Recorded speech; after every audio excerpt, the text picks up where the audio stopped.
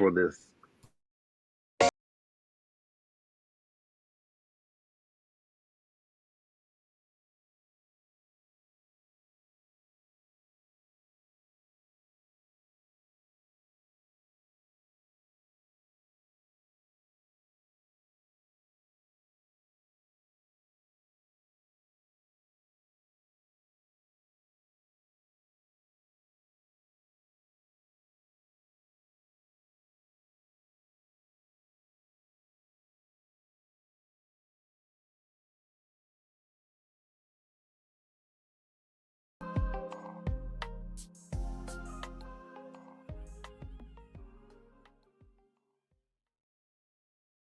Boom!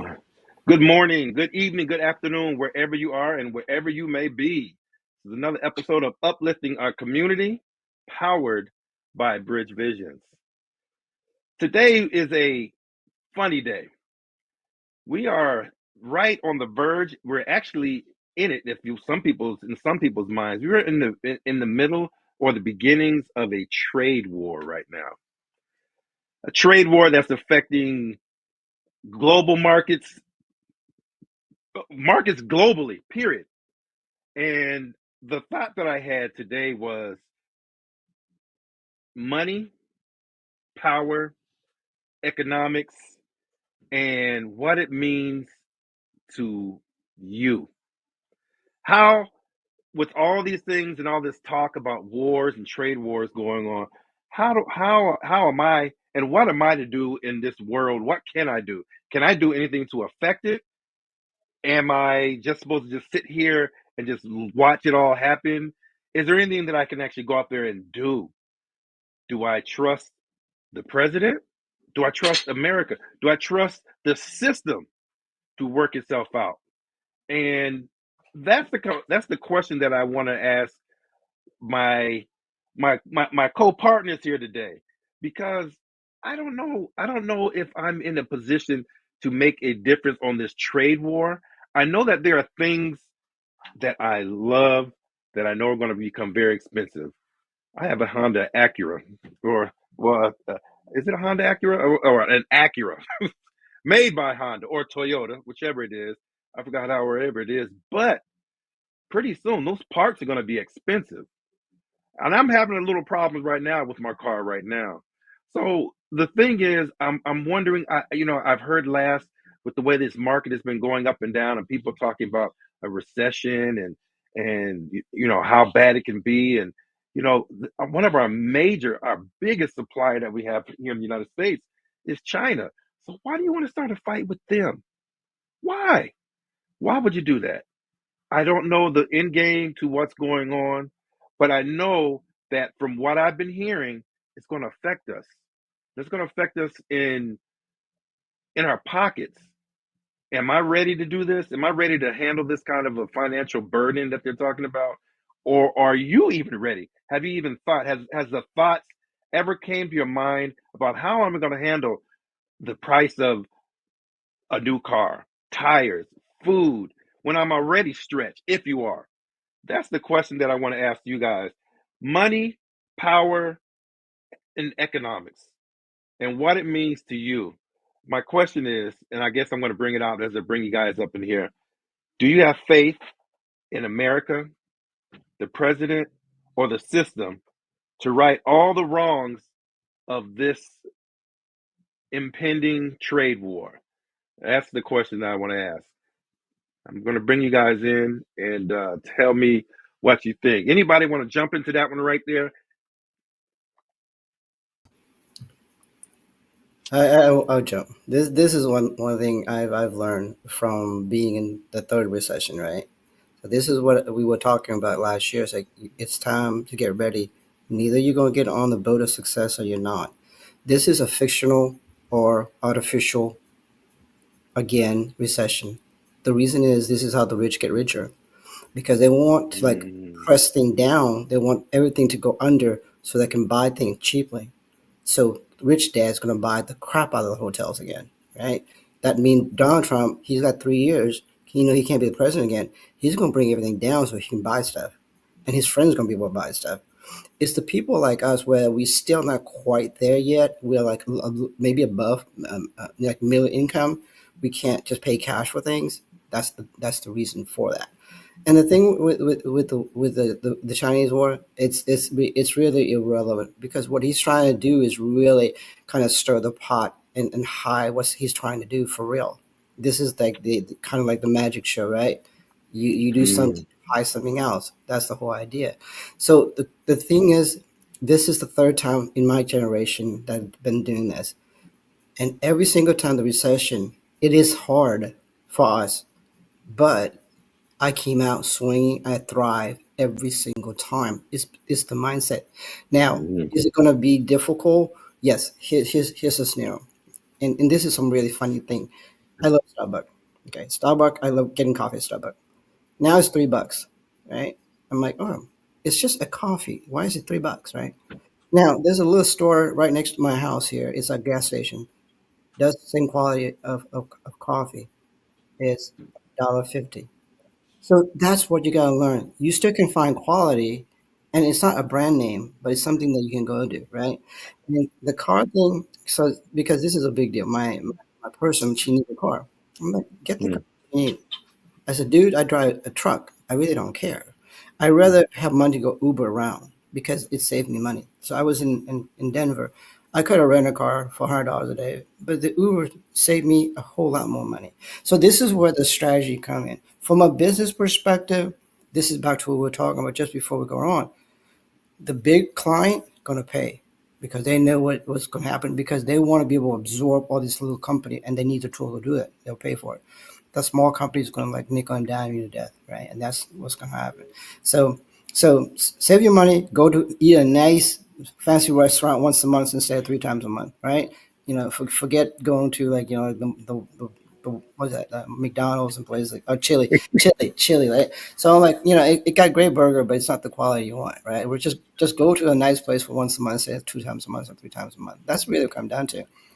From mm, a trade perspective, from a business perspective, you have to change your mindset. You got to move faster. You got to fail faster. You got to do all this thing that is the most uncomfortable thing you got to do, right? And those are things that people learn to adjust to, and those can do that will thrive. And the other thing is learn to leverage credit and get a house that you want, get a office space that you want, get the business you want. It's going to be down at least 30-40% easily within the next year. Yeah, ooh, yeah. wow. Comments on that, Gordon? What do you think? Yeah, I think he's right on point as far as like whenever this happens, it's if you think of if you think of it, I guess it sounds bad, but opportunistically, this is opportunity, right? When things are bad, things become cheap, and that includes businesses, that includes real estate, that includes the stock market, all of that stuff. I mean, you see, all this stuff online about, you know, tariffs going up and the market going down, and then the very next day there's a hold on the tariffs and the markets pick back up again. And so, whether or not it was done intentionally to help those that that recognized that and were able to capitalize on it, I'm not gonna talk about whether it was intentionally or not. But regardless of whether it was intentional or not, a lot of people were able to capitalize on that. Like that's what they do. They know the market well enough that they see these things coming, and they're like, okay, we're about to, this is about to happen. That's about to happen. I need to either buy up a whole lot of this or I need to sell a whole lot of that, and that's Mm, just what it is. I mean, I saw recently online something about Apple overstocking their inventory on iPhones so that they can get today's mm, price versus what the price is going to be to import them, in the weeks to come.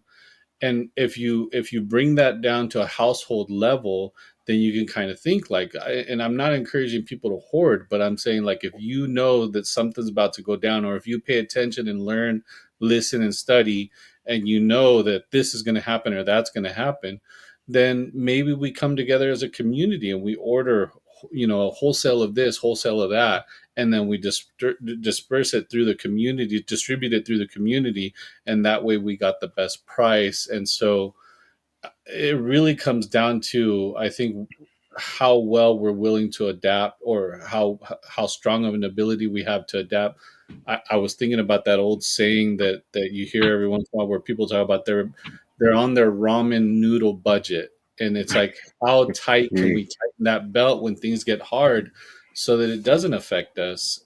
And then mm, how how strong is our emotional intelligence, so that these financial swings don't affect us emotionally, so that we can still have happiness even when things aren't so great financially. Just because things are not great financially doesn't mean it needs to affect our happiness. It doesn't need to affect our emotional state. But obviously it will, and it does, and that's why the market swings up and down. It's you almost always emotional versus something really happening financially in the business world. And so, yeah, I mean, we need to adapt. We need to be ready. We need to be confident. We need to come together as a community on the grassroots level, so that things at the White House don't affect what's happening in our house. Mhm. mm. That was a. I think what you said was great. Um, Especially starting community level. What you said, I think, was if we did have the economic ability to buy a bunch of things up and then disperse it amongst ourselves, at least we would be able to somewhat make certain things a little bit better for us here. But the one question I wanted to ask you, Gordon, when you kept on referring to they, who is the they? Who is the they that you're talking about? In this particular case, I'm just talking about people that are financially savvy. People that are, Mm, 'cause it's not something. If you grew up in the U.S. and you went to our school system, you're not learning finance, unfortunately, in our school system here in the U.S. And so when I was referring to the they, I'm just talking about people that understand the market, people that understand finance, people that see and recognize, the patterns and the up and down swings of the market in the financial world. mm. Benji, do you consider yourself one of those financial people that watches Mm-mm, the markets, or you mm-mm, just, or you, what do mm-mm. you consider yourself? I create I it. mean, I create I create my opportunity. I will not wait for them. I will not wait for them at all. I know it's like going fishing. Okay, this fishing hole is not going to work. How do I change this fishing pattern, right? So, okay, today I can't catch big fish, but I can catch small fish or I can catch bait fish. That's fine for now. Let me do the bait fish today because I'll use it for tomorrow for something else. So I know the condition. I can't change the condition, but I can change my pattern of how to handle that, right? Same thing, the same thing. We talk about the coffee thing. But I think one thing that I think Gordon had brought up, something that I actually never thought about, if you are not the elite 1%, but you have a community, you still have buying power, right? So think about like buying, like, like let's say a bulk, beans and rice at Costco. You're going to have a much more power to buy at a huge discount. It's still a viable solution, right? So there's no different where that for me, I always been an individual. You know what? I don't have that to do that. But if you have a community that can come together, buy asset, the community center, like things like that, where you can share with the community a plot of land that you can, like, let's say if you want to see, you buy a plot of land, and you grow tomato together, you grow, onions together and things like that. That's actually a really, really good thing. Maybe that's what society should do more instead, right? Because this opportunity is a buying opportunity. It's the reason for that. And I know that it sounds weird, but you know Trump is a business guy. I mean, he's greedy all get out, right? And he's going to do whatever necessary to secure his interest in the next 3 years. That's how it goes, right? I don't blame the guy. He fought very hard to get there. But the reality is, he's about him, his family, and his friends, right? That's just a natural state. You can't fault him for that now. What we can fault him for is not distributing because he's supposed to be the leader, right? You know this. mm, You're supposed to care for your people. Yeah, and that's not how it goes. He cared for his own people, not the rest of the people. mm, mm, So things like, mm, but this opportunity, like I said, I think in some way, Gordon made a good point. Well, why don't the community come together and get that building and get that plot of land to help our community to grow and things like that? That way we have that resource to do things that we need, and that's a very thing. And I'm definitely not a hoarder person. I never have been and things like that. So it's one of those things where I think even for me, considering if things go sideways, and this is what I tell my person too. like every big major city have Chinatown, right? That is like you can buy something cheap there all the time. You know, that's available all the time. You know, so Well, let me say this, or let me ask you this. You mentioned three recessions hmm that you being at 60 that you recall. hmm Honestly, and I'm going to say this. I'm going to be honest with you. I can't recall necessarily the recessions as much as I have this one for some reason. mm, This one seems to me that tech and electronics and gadgets and chips and computer chips and things like that. This is the first time I think that they're actually throwing out figures. They're saying 100% tariffs and the percentages are high. And even though we're going up and down with this on one day off the next, and the rich are reaping the rewards, and then it's back on again and then off again, up and down, and all this stuff is moving around like that. I don't I never experienced that. And I never looked at it because now that I have my in-laws living with me, I got a bigger family that I got to feed. In other words, I got a bigger mentality on my mind. So I honestly, and I can say this because this is a safe space, I got a little bit of fear. I actually have a little bit of fear. If they were to cut Social Security for my mother and father-in-law, that would affect this whole household here. If the prices of things go up the way that they're talking about, it puts a little bit of fear behind me. I didn't have enough time to plan for this. You know what I'm saying? So here it is now. So I'm curious. Do either of you feel pressured, any types of fear or anything at all over this? yeah, we do because we're men, right? Our job is to provide. That's our purpose in life. I have Mm, kids, grandkids. I have my person, things like that. My job is always continue to provide. That's our thing. Now, how do we do that now in this particular environment? That's the tough part. That's what we're talking about. Like we create, right? How do we create? It's really being aware of what the environment's going to give us today, right? Now, what we talk about is one thing if I was 40 years old again. It's not. mm, My body, the energy is different, right? And mm. I've climbed that hill Yeah. before. Now it hurt a lot more, but I know what I got to do, right? So how do I get over that mental, okay, I know it's going to hurt, right? How do I get through that first Mm, punch? Because like you, I'm afraid. When I walk out of that Boeing, I was afraid. Did I get knocked out? Did I just got knocked out or not? I didn't. But that mm, fear crossed my mind when I walked out, right? And it's always mm, going to be that way. I think it should be because of who we are, and that's something that I think is important. But you can't sit on it. You know what I mean? Like when you get older, you sit on that fear a lot more. Whereas when you're mm, younger, you kind of and the reason is your body's stronger, you're more confident, and you're more mm. mobile. I came back last night and it was 9 o'clock my time. I was exhausted. Yeah. I'm like, I cry in a bed. I'm like, no, this Mm, ain't can't. And then things like that, where that as you get when you're younger, you bounce back, you get on call, you start hustling again, and do those things. And give me credit, it took me a little bit, but by 9:30, I start hustling again. you know, yeah, because it's my nature. But the whole thing is, but you also can be smart too. But instead of like, I think Gordon hit it. Instead of like worrying so much about all this, share this with the community. Get together as a team. Team win. That team win championship, not an individual. Never that way. And things like that. Yeah, you might win the scoring title individually, but you're not going to win the Super Bowl, or you're not going to win the NBA championship that way. It's never been that way. I rarely see an individual success, win Super Bowl and win like the NBA and all that stuff and the World Series, right? And I came from that mindset. I was sacrificed for that win because mm. and the reason I won early in my life, and I thought, wow, that is so sweet. I thought it's going to be like that every year. I just Right. got one, but it's like I got one Super Bowl. That's about all, right?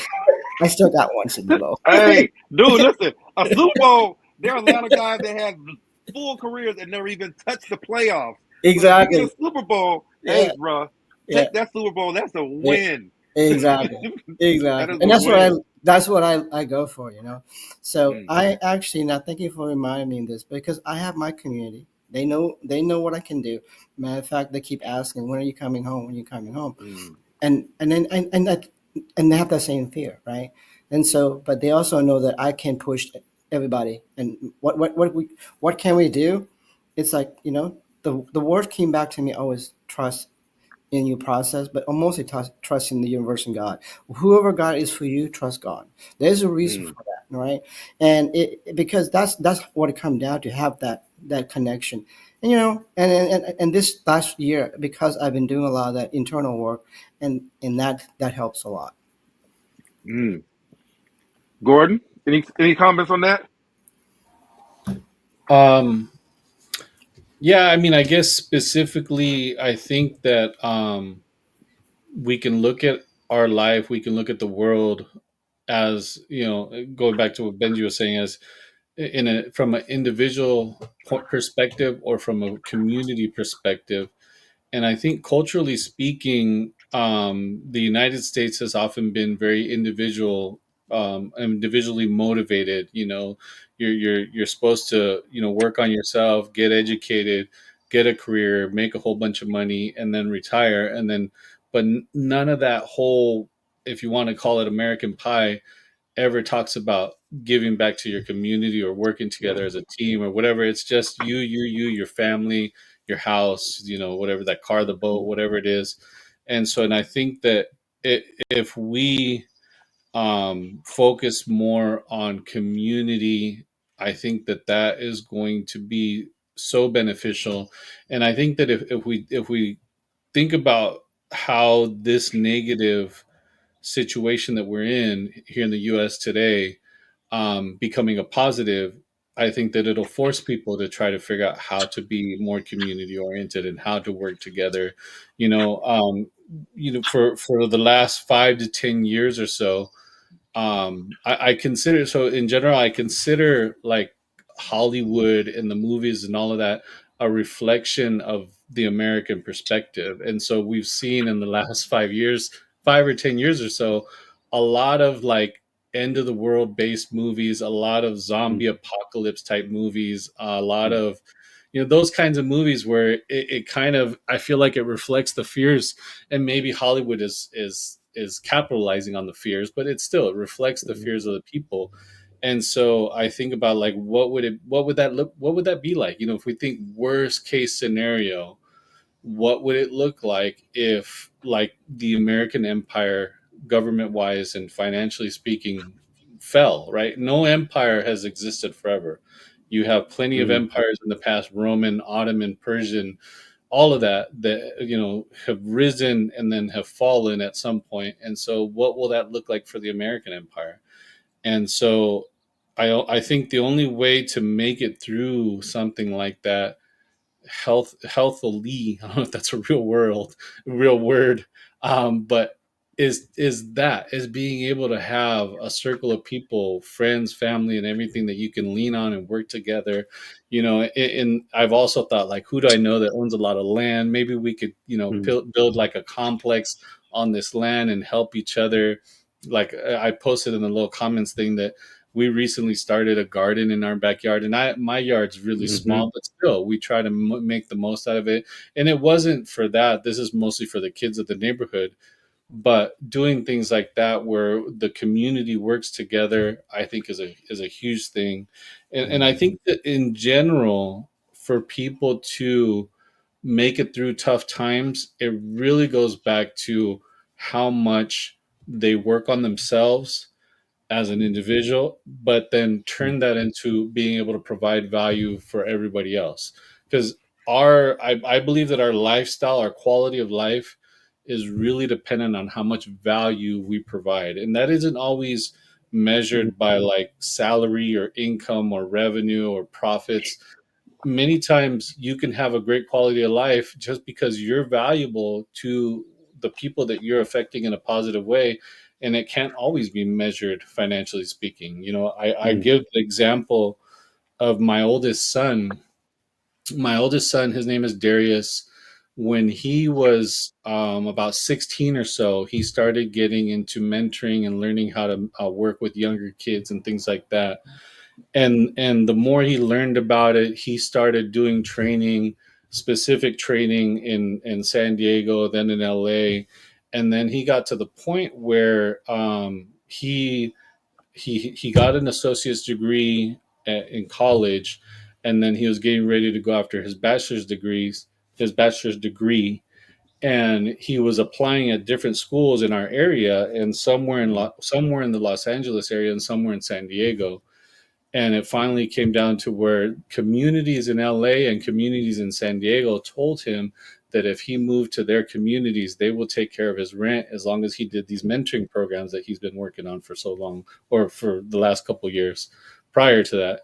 And so he had options. He didn't have to worry about room and board. He could focus on his schools, do the mentoring, and rent was going to be covered. Can you, I mean, if you did the math, you could measure that financially speaking. But that's where I mean, if you're valuable and you're helping and you're making a Mm-hmm. positive impact on enough people, the community will take care of you one way or another. If it's the, like Benji said earlier, trusting the universe, that's the way I look at it. Those that are valuable will always do well, and oftentimes sometimes that is based on a distorted definition of value, as what we see today in our society, because I don't feel that our current, so to speak, leaders are really true leaders, unfortunately. But on a Mm-hmm. community grassroots level, when you take care of your community will take care of you. Another example, Oscarin, Sam, you know Oscarin. Yeah, I mean, he's been running his nonprofit for years, and you can't call him wealthy, but he also doesn't need for anything, yeah, and because yeah. he really takes care of the community selflessly. And I think that's what this situation is going to I think is going to force us to realize that we need to be more valuable to our community for us to move ahead and get through these difficult times, I think. Amen, Gordon. Amen, brother. That was perfect. You know what you said, because it brought back to what you were saying earlier, and I was writing down some notes as far as being being able to support our community is being excuse me, to support our community is the way to support your community is to become a resource, is to become a resource. And what you were talking about, getting, like you mentioned, the plants and setting up a garden and things like that, that the community can come in and get involved. You come in, and just like you, as you mentioned, Oscar in, yeah, he doesn't have a lot of money, but man, he's got a lot of pull. And if he wants to pull aside 50 to 100 people and say, hey, let's go out here and go do this to affect our community, he can do that. And that is power.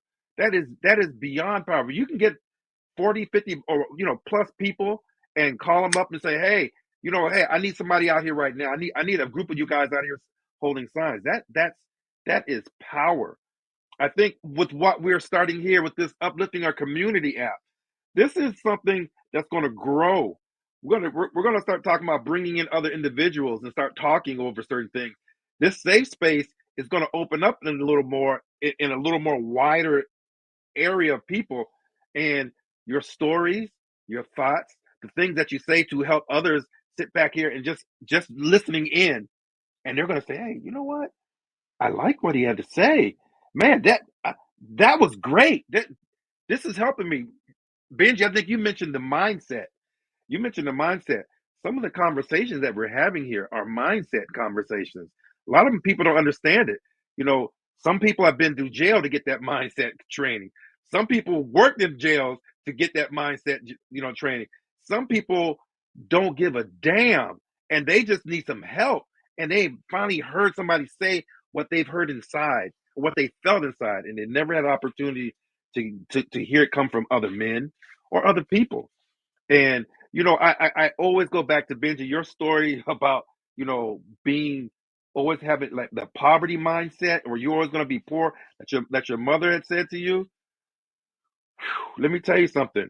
That's one of those things that whenever I start to slow down and I think things are getting bad, I'm like, you know what? I never had that kind of fire put under my tail, to make me want to drive and be a little bit better. It's thank God that I didn't, but it made you who you are. To me, it put fear for me. If I was to hear that, it would affect me in a whole different way. But it sticks in the back of my mind, and it motivates me to do better and to say, hey, appreciate where I'm at for the experiences that made me who I am. But I know that I want to put something and give something back as far as legacy to my community. And both of you said it, mindset and giving back into our community and setting something up for community. Those both are important. You guys have any comments on that? I agree, and it just came to me too. And this is the analogy was having that community like garden and things like that. For me, this is like I just thought about this too. For me, you know, what I share to a lot of people is my ability to do business, right? Like we all got to get together as a business group, my group, together and work together instead of being like where we are right now, working for other people, doing contract for like Boeing and all this stuff. These people just take from us, right? Mhm. We should teach our people and do well with this because we're talented people, right? We're the one that actually can build things, right? So back to the story, like the railroad, who built this? It's us, right? So let's put that energy into us, our community.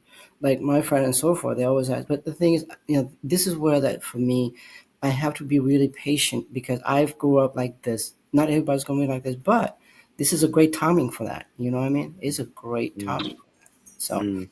so for I, all of I us, was gonna I was gonna ask you, Benji. yeah. When you say being patient, you don't feel that you're a patient person, Oh God, no. Oh my God, no. really? I'm tolerant to people. I am very tolerant because it's kind of like here. This is where this is where my drive is. Right. No Uh-huh. matter what, I'm gonna finish. No matter what, success or not. Right, right, If the right. team doesn't come, go ahead. Is Oh no, no, go ahead. I'm Yeah, if sorry. the team doesn't come through, I'm gonna come through no matter what. So the Right. thing is, because of that, they're not learning what they need to learn, right? Things like that. So Mm, So with the landmark, if it's okay to fail in business. That's fine. We can handle that. But what we can't fail is people. mm, My stepfather was in the military. There's a saying. I remember this. He was talking about it. There's no such thing as a bad crew, just bad leaders. And I'm like, I never. And I'm like, oh my God. Now I mm, get it. yeah, You know, yeah, and yeah. it's like if you can't coach somebody up, that's your fault. If you were born Mhm, to be a leader, that's your responsibility, right? And yeah, so, yeah. because that's a hard thing, and it's like you're a good leader in that sense because you have that kind of like mentality, right? And so I'm a good leader in a different way, like my friends are like you, right? They understand what I'm talking about. I don't have to repeat myself many times, it's just like, you think about it, like Michael Jordan was a horrible teacher because he could Mm, do all this stuff. Like, why can't you just mm, do this? Well, because we're not mm, Michael Jordan. mm, but yeah. but what he's saying is like, why don't you want to work hard? Kobe worked Mm, hard. Michael Jordan worked mhm, hard. Deion Sanders worked hard. He's gifted, but they all mhm, work very, very hard to refine mm, their skill set. Tiger Wood worked really, really hard, you know. These, mm, these are things that I sometimes this is where I lost patience. I'm like, don't get me wrong, man, I fail a lot. I hurt a lot, but mm. I got up this morning, I start. Yeah, yeah, yeah. That takes a lot just getting up sometimes because there's so much stuff going on in the world. You Mhm, don't even want to get up sometimes. Look, we got so much construction going on in this house right now. And I can mhm, tell you, I got my brother-in-law is here now. yeah, My father just got out of the hospital just a yeah, couple of days ago, and it's it's a lot going on. And there are times when I know the guys come in at between 8 and 8:30. Man, that time, like you mentioned last night, I think it must have been about 9 o'clock for us. We had to go to bed real early last night, and I don't know mhm, what and then next thing I know, I wake up, at 4:30, and I'm like, whoa, what happened? mhm, You mhm, know, yeah, our bodies, we're getting older, mhm, and the thing is, it's I wish we had opportunity to have something like this when I was younger, Yeah. where I could actually get out, just sit back there and have a place to just talk about different things. And honestly, it's really hard to talk about fear. Mm-hmm. It's really hard to sit back there and talk about your fears, in particular in front of other people. Mm-hmm. No matter what it is, and especially in front of a group of men, Mm-hmm. to sit back and talk about fears, because you know what most men, as far as with my experience goes, working in a prison system, Mm-hmm. the moment someone finds out what makes you fearful, they will use it against you. Mm-hmm. And man, they will exploit you left and right. Mm-hmm. That's what is beautiful about what we're doing here. Mm-hmm. Because no matter what happens, we have these conversations and we say what we say. We get the Mm-hmm. feelings, you may get the emotions coming up. And hey, these are things that we're sharing amongst ourselves. It's therapeutic to do it, actually. Mm-hmm. It's very therapeutic to do it, but a lot of people take that as, oh, I got a way to get them now. I know Yeah. now Benji. I know Benji like Starbucks. Okay, Yeah, right, all right, right. I'll set them Yeah, up next time. exactly, exactly. And Hmm. but this is the thing that we understand now. Like this is actually a great platform. Let's say that don't say we know things going to get sideways with the economic. This group right here is a great community start. Get Hmm. everybody together. It's like, hey, I know you guys are having fear of this and this. How can we nurture each other? How can we Hmm. nurture this community? And from here, how can we extend that nurturing to other places in the world and things like that? We will start with our branch and then work on to the next branch and the Right, next branch, right? right. So that's the idea is like, okay, here's what we have going. This is what we're going to do. And in the old days, right? Remember, like in the old days, the people, like, we take care of neighbors, right? Hmm. If something, whatever. Let's say the barn burned out or whatever, like the storm came back. We came help one another.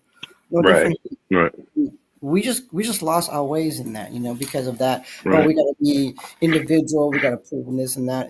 That's not how it goes. It's like Hmm. as tired as I was this morning, I pinged one of my guys, like, you know what, I'm exhausted. Hey, are you guys ready to do this? Like, I got this business thing that I want to do, and I've been waiting for everybody. And I'm like, I'm not going to wait now. Let's just do it now. Okay. And let's Mm. just do what we got to do now. And what I tell people is like, if even if we just continue doing this step, if it's not perfect, it's okay. We're moving one step forward instead of sitting there and just baking on Yeah, that fear. I'm like, we're yeah. not doing that. And so that's how we look at it. And and let's say that, okay, what that path didn't work. You know what? We can pivot. If we're moving, Hmm. if you're not moving, we're Yeah. gonna sit there. Right, right, right, right. Yeah, the perfect word you said is pivot. When you start getting stagnant, hey, pivot. Start pivoting. There are things that I have to do that I say to myself, okay, I got to prioritize these things. I'm going to finish this one, finish this one, and finish this one today.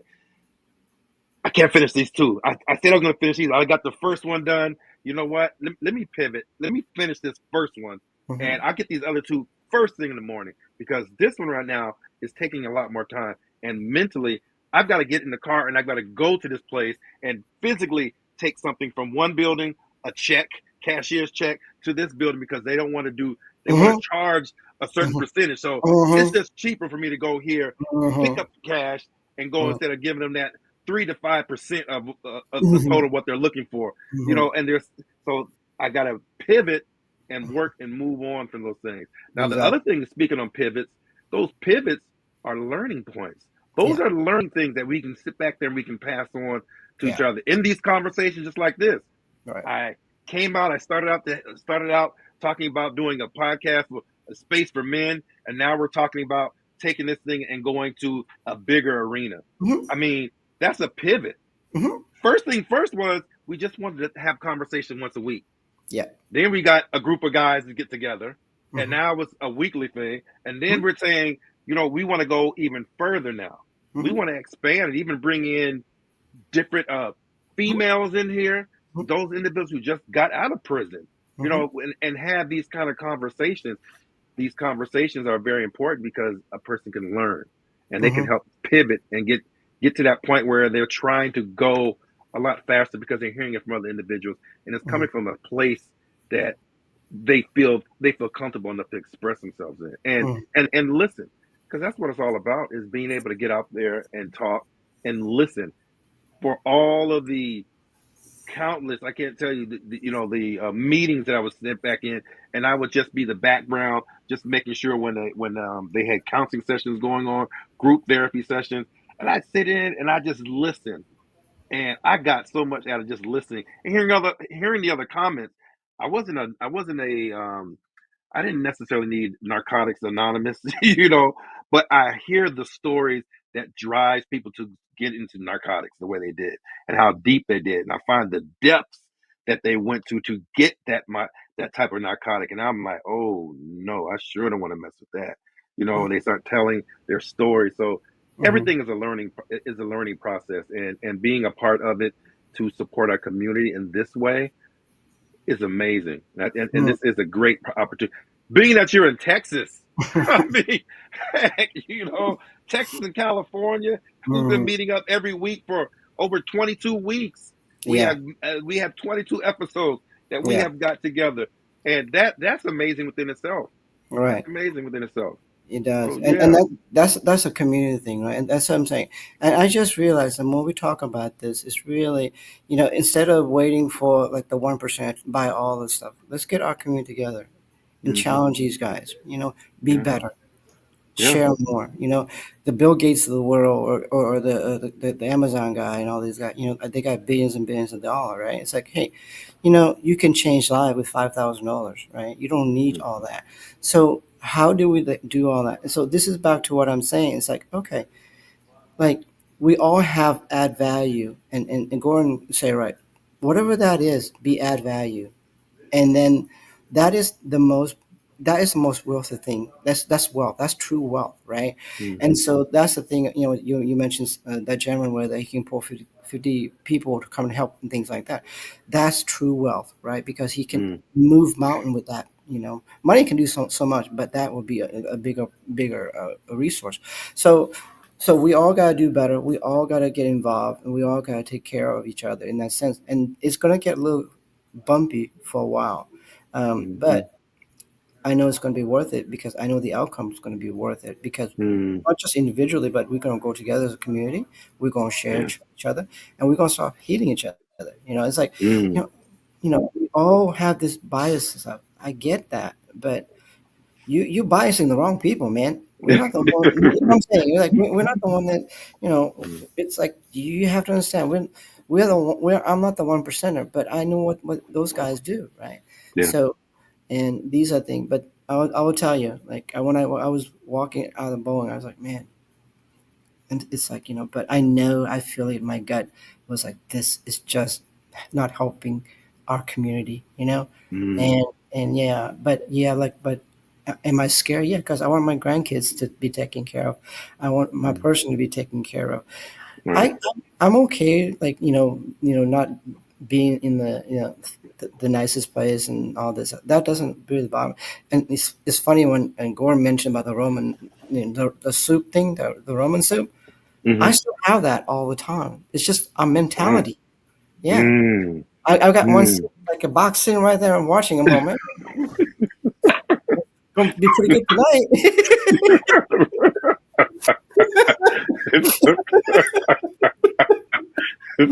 I hear you. I hear you. Oh my goodness, man. Yeah, I think that it's funny, kind of off the subject, but on the subject. I I had I did not know what to say about the pandemic as it was going, because we all had experienced that. So there was, I don't know if it was fear that I had then as much as what's going on in the government right now. We're talking about all these different things that they're talking about pulling back, and getting rid of the Department of Education, and so there's so much stuff happening that helps increase those fears that that we're talking about, and that's what makes this a little bit more fearful to me than anything. And I was going to ask you earlier, those recessions. When were those recessions? You remember them? I remember Because we were the same age. So what years were the recessions that, yeah. that you that you can recall?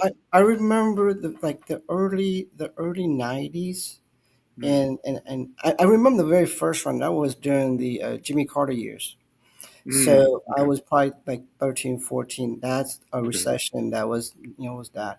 And I remember the what do you call it, the odd even lines to go get gas and things like that. Oh Remember that? yeah, Remember I that? do Yeah, remember that. yeah, Yes, yeah. yes, And I and do and remember that. yeah. And then there was two other one is related to like the financial, like the dot com boom and the dot com buzz, and then of course, and there was my minor recession here and there, but those are the main one. But the last one that I remember was the housing, right? Because I knew that was coming because at the time I was working for Fidelity and Chase, and I knew the number were fake, right? And I'm like, okay, you guys can't do this. Oh. Because we were doing work for AIG at the time, and I'm like, this doesn't look right, and they got busted. But we also knew that Oh. they were doing something bad too with Wells Fargo and stuff, and they didn't get busted. Chase did something really bad, they didn't get busted, and Mm, Bank of America got busted too. So I knew it was fixed, right? So mm, we knew the richer got richer, and guess what happened during that recession? You got one big bank now, Chase. They bought mm. everybody else. Oh, this is the buyout time you're talking about when everything slows down. Mm-hmm. So so Yeah. so now Mm, the big company are gonna buy everybody out. All the competitors are gonna be gone, right? So this is where that you gotta decide. Now, Boeing gonna buy everybody up, but the problem is when I was there, I was like, I felt this in my bone, like, oh yeah, they're gonna do this, but do I want to be part of that evilness? No. mm, That's what. This is mm. where like me and our people have to understand. Are you gonna help these people Right, right, do this? right. And Yeah. the Accenture of the world and Deloitte of the world are they're going to buy all these company out. Mm. Yeah. You know that greed. I mean, that's the only word I can say for it. That greed is something. You know, we mentioned this guy Oscar and that we mentioned Mhm, earlier with the nonprofit that Gordon mhm, and I were both on the board. He did not have a lot. He didn't have a lot of money. You know, doesn't have a lot of money, and we started doing podcasts with him in the back of a van, in the back of a truck. You know, but the richness that he had in his heart. mhm, If you've ever met a person who's rich in their heart, and mhm, no matter what happens, mhm, everything is great for them. You know, mhm, everything they do is great. They just make it funny. It's just he has a richness of heart, and that's something that I want to attain. You know, I want to attain that type of riches where win, lose, or draw, I always got a smile on my face. You yeah, know, some people say, "Man, what's going on with you? Why are you always that way?" You yeah, know what? Hey, man, first it's a lot of work to get there because mhm, spiritually, I got to be up on mhm, a lot of different things and mhm, not get caught on getting caught on Donkey Island, you mhm, know. yeah, And that's the first thing that I got to do. I got to start here with yeah, that. But you know, you got to also you got to have integrity too. You mhm, got to have integrity because a person's going to come to you and they're going to be referring to the things that you said that made them think this way or change them. And when they come to you, they're going to ask you these things, and you're going to say, "Oh, I don't remember doing that." If you're mhm, full of BS, you know, mhm, because some people just lie. They just try mhm, to get you to believe it. Oh yeah, I do that all the time. Oh, I get up mhm, every morning and run 6 miles, and then I mhm, said I have this and I drink a shake of mhm. proteins, and I tell these stories, but they can't live up to it because there's no integrity on the inside. Yeah, That's yeah, what's important, and that's a big thing. You got to yeah, comment on that? yeah. And I'll tell you, my friend, she's like that, and she and her family are very modest people, Hispanic. They Mm, live, but she always had that trust in God, right? And that's what she mm, conveyed to me, right? yeah, And no matter what thing goes sideways, it's provision. Sometimes it's me giving her money, but that's mm, provision through me, yeah, right? And I remember I had a bonus of it, and I just like, and I was like, Mom, here's, I give you, this is like 9,000. I just gave it to her, just do whatever you got. And she's like, we need this right now to fix our AC. mm, mm-hmm, So she had that trust in the universe, things will be taken care of. I have no idea mm-hmm. why I was supposed to give that money to her. I have no idea the Right, AC was the issue. right, right. But your friend is the same way. He had that Mm, trust in his divinity. And we mm-hmm, have to embrace our divinity and that connection. when you feel that anxiety, that thing, you know you're going against your divinity. So Mm, we are again, right? So there you go. You know what? You mentioned this because I'm trying to remember. It's the mindset. yeah, It all goes back to mindset. yeah, And there we go. And with that being said, that's right. another hour came and went. Hey, dude, we got Gordon in and out. And listen, I appreciate you sharing his time. Yeah, And we're going to end this one today and we're going to cut it short, but great conversation. yes. And I appreciate all the insight that you've given today. And thank you, Benji. Yeah, And we're going to same. end that with that one, man. All right. Peace. Cheers. Peace. Yep.